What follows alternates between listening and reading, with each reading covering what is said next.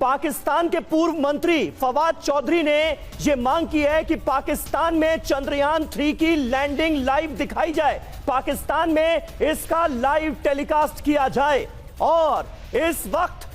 फवाद चौधरी खुद हमारे साथ लाइव कनेक्ट हो चुके हैं, जो पाकिस्तान की सरकार में मिनिस्टर रहे। फवाद चौधरी वो ये डिमांड कर रहे हैं कि पाकिस्तान में चंद्रयान 3 की लैंडिंग का लाइव टेलीकास्ट होना चाहिए।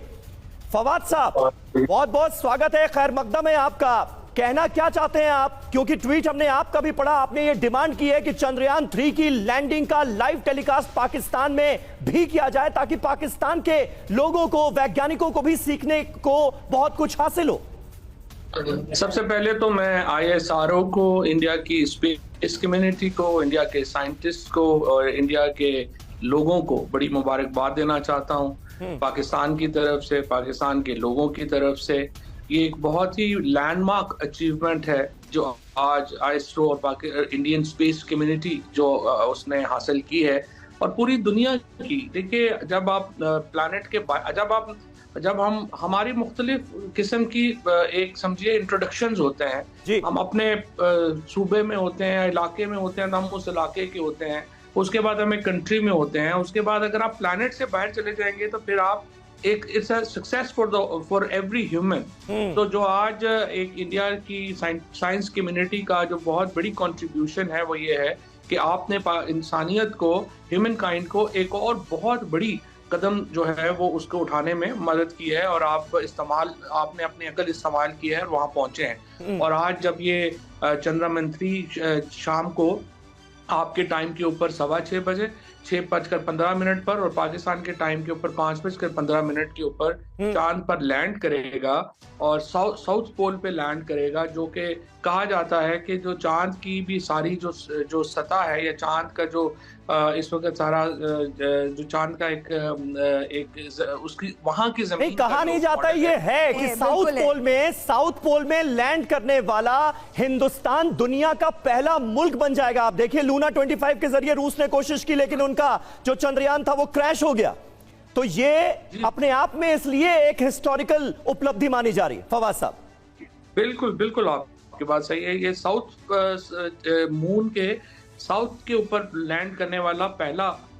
जो है वो एक ऐसा ये होगा। और दूसरा इसमें ये है कि आपको पता है कि जैसे एलॉन मस्क भी और दुनिया में अब बहुत कोशिश हो रही है चांद की कॉलोनाइजेशन की, जहां पर हमने दुनिया में एनवायरनमेंट और इतने ज्यादा इश्यूज जो है उनको हम रो रहे हैं, उसमें हम अब ये भी कोशिश एक इंसान की है कि अगले दहाइयों में वो अगले कई अशरों में जो है वो चांद पर कॉलोनाइज कर सके।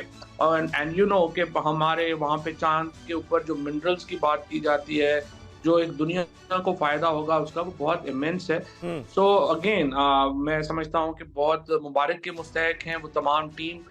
जिसने ये एक बहुत बड़ा कदम उठाया इंडिया के देखकर और ये सुनकर भी बहुत अच्छा लग रहा है। समीर, इसीलिए मैं फवाद से अगला सवाल यही जानना चाहती हूँ कि जिस तरीके से भारत इतिहास रचने के लिए आगे बढ़ चुका है, उस पर पाकिस्तान की भी नजर है, दुआएं भी मिल रही हैं, उसके लिए बहुत बहुत शुक्रिया। लेकिन मैं आपके उस बयान को यहां पर कोट करना चाहूंगी, क्योंकि अभी जो बात आप कह रहे हैं वो बिल्कुल उससे उलट है। पहले आप ही का वो बयान था जो हमने भी दिखाया था, जब आपने कहा था कि चांद पर जाने की जरूरत ही क्या है जब चांद यहीं से नजर आ जाता है। तो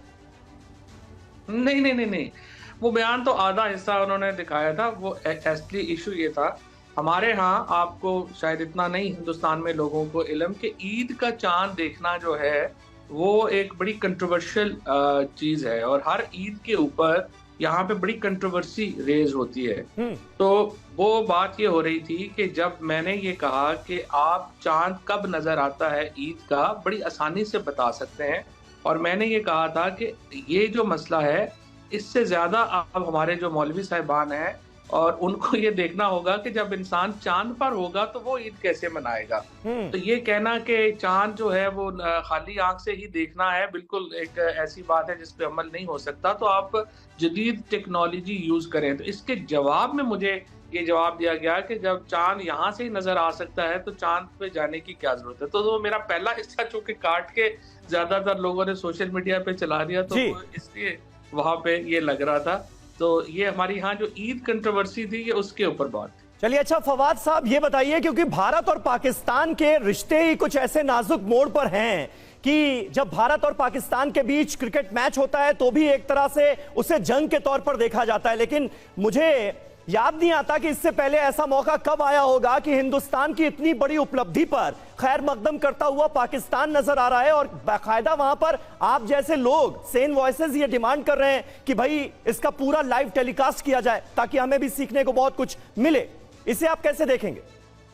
देखिए, सीधी बात है, जो वहां पर जो गलत हो बात उसके ऊपर तनकीद करनी चाहिए और जो सही हो उसको आपको अप्रिशिएट करना चाहिए और वेलकम करना चाहिए।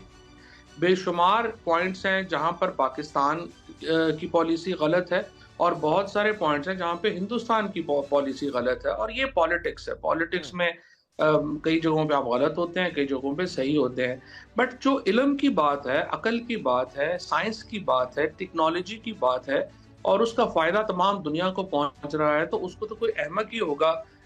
या शदीद नफरत में अंधा हुआ शख्स ही होगा जो कहेगा कि इसको भी हम उसी। लेकिन 2019 में मुझे याद आता है फवाद साहब, चंद्रयान 2 जब नाकामयाब हुआ, जिसे हम नाकामयाबी नहीं कहते, हम ये कहते हैं कि उसकी गलतियों से भी हमने बहुत कुछ सीखा और आज इस लेवल पर हम पहुंचे। उस वक्त मुझे याद है आपने ऐसे ऐसे ट्वीट किए जिसे देखकर लगा कि ना जाने कैसा सैडिस्टिक प्लेजर हासिल हो रहा है आपको, मजाक उड़ा रहे थे आप, लेकिन आज आपको हिंदुस्तान की ताकत का अंदाजा हो रहा है। ये बात भी आपकी सही है। एक्चुअली मैं आपको बताऊं, अनफॉर्चुनेटली हमारे मीडिया में एक प्रॉब्लम जो सबसे मेजर है वो ये है कि वो बैकग्राउंड के बगैर जो है वो बात कोट होती है। वहां पर भी जो था, मैं उसकी ये नहीं कर रहा था कि वो उसका जाने में, वहां पे उस वक्त ये इशू चल रहा था कि एक ज्योतिषी के कहने के ऊपर टाइम तब्दील कर दिया गया था चंद्रयान 2 का, और जो ज्योतिषी साहब के कहने के ऊपर जब टाइम चेंज कर दिया गया तो वो ISRO के अपने लोग जो है वो कह रहे थे कि गलत है, और वो जो साइंस कह रही थी वो सही साबित हुआ और जो ज्योतिषी कह रहे थे वो गलत साबित हुआ। तो उसके नतीजे में देखें, जब आप कोई भी इस तरह का गलत फैसला करते हैं तो होता क्या है कि जो खला के अंदर, स्पेस के अंदर जो कचरा है वो चला जाता है। एंड यू नो कि ये एक बहुत इशू है इस वक्त स्पेस साइंस का कि आप कोई भी ऐसा काम बड़ी एहतियात से करते हैं, बिकॉज अगर कुछ चीज वहां टूट जाए खला में तो वहां तो लोग नहीं है जो जाके कचरा इकट्ठा कर लेंगे, तो उसके नतीजे में क्या होता है कि वो कचरा जो है वो। चलिए ठीक है, इस पूरी थियरी पर हम आएंगे फवाद साहब, लेकिन हम चाहेंगे आप हमारे साथ बने रहें क्योंकि TV9 भारतवर्ष के स्टूडियो के जरिए और हमारे चैनल के जरिए आज पूरी दुनिया देख रही है हिंदुस्तान का दम, और हम चाहेंगे कि आप भी हमारे साथ जरूर बने रहें। स्टूडियो में हमारे साथ तमाम स्टूडेंट्स भी मौजूद हैं।